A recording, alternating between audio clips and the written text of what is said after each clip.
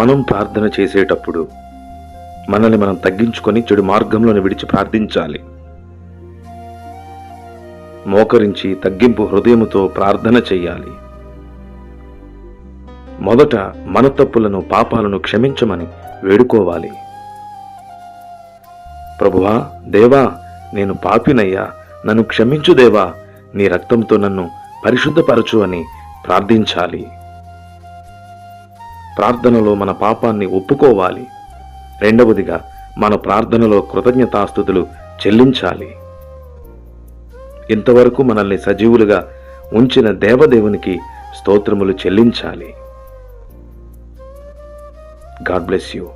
ప్రభు మీ ప్రార్థనలను అంగీకరించునుగాక.